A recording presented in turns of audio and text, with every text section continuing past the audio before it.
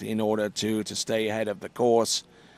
As we see Solie Stenger on the starting dock waiting to see if Lisa Gusenbauer can make it through the 12-meter line. She got fairly close with a 5-buoy count in the elimination round, and so too did Solie and Lily Steiner.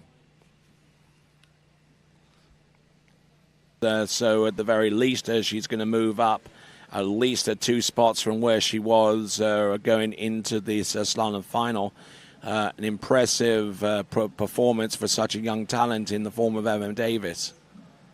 Yeah, no, I'm impressed with how Emma's skiing, and it's hard to be, at the top of all 3 events, and she's here, kind of in the lead right now for that overall battle, and put out a good score as the first skier off the water, and is in the lead still with 2.5 at 12. All right, here we go. Solie Stenger. So what can you tell us a little bit about Solie? Well, I know Solie skis, she's from, I believe, Pennsylvania, but does a lot of skiing at that Peace, Love, and Waterski training facility in Bum Pass, Virginia, with Corey Vaughn and the crew. So I know there's probably a bunch of people from Virginia and their surrounding areas that ski out there that are here rooting on Solie, and been looking forward to getting her on the water. Definitely able to knock down the 12-meter pass and can get a good start at 11, but we'll have to see. We'll have to see what she's got. So it looks like she's got a 14-meter start, and Tony, it looks like she changed her zero off letter. So she was using A2 in the preliminary round, but bumped it up to B2 here for the final. All right, and the zero off is the system that we employ here to ensure that the boat speed is accurate and equal for every single one of our competitors. But there is a little bit of customization that can go along with it, and that is with the letters and the numbers as we look and see and try and gauge his condition after that horrendous jump crash. Yeah, I mean, it's good to see that he's he's banged up, but at least he's okay. He's up and moving, and we got a good medical team here that took care of him, and we hope him a quick and speedy recovery. Indeed, as we have a look at Solie through pass number 1 of hopefully many more of 16 meters. Yeah, I believe, Tony, she started at 14 meters, so this should be 13 meters. Yeah. A little bit of a different start than the first 3 skiers that we've seen so far. Yeah, trying to position herself to have a specific pass coming into the course from a specific direction. So 14, 13. If she's looking for a score into 11.25 meters, this will be the direction she'll attempt it from. So Solie Stenger, 13 meters.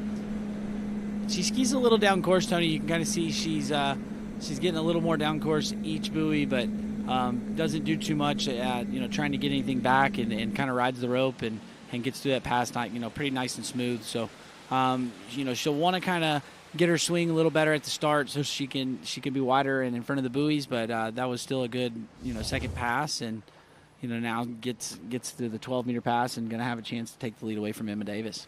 There's certainly more than one way to skin a cat so far as the slalom event is concerned. A lot of different techniques out there, a lot of mindsets that can be used in order to get round all 6 buoys. And not looking bad there for Solie. Taking a little bit of a hit round number 5 and making a good impact into buoy number 6. So now we're going to go from 13 to 12 meters.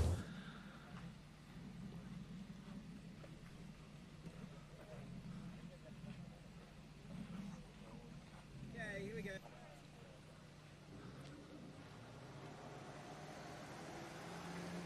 So looking at a couple of our competitors in the background getting warmed up for their run out there on the slalom course.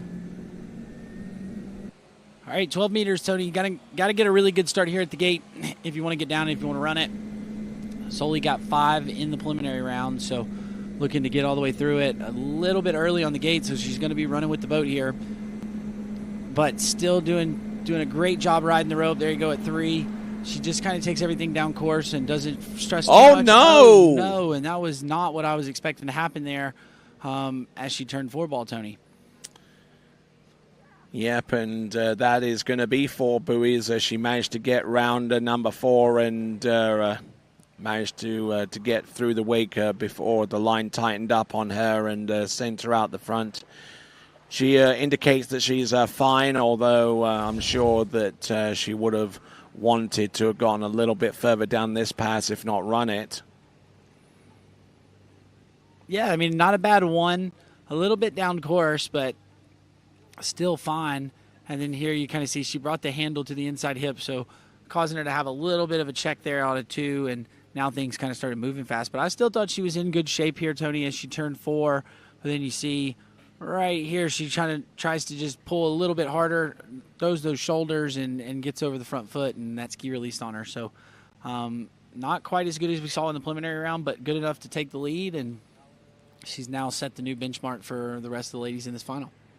All right, there. So we've got a little bit of news here. Lily Steiner unable to ski in this event in the women's slalom final due to the injury she sustained in the jump event, which means that our next competitor coming to you from Canada, it's going to be Kate Pinsonneau.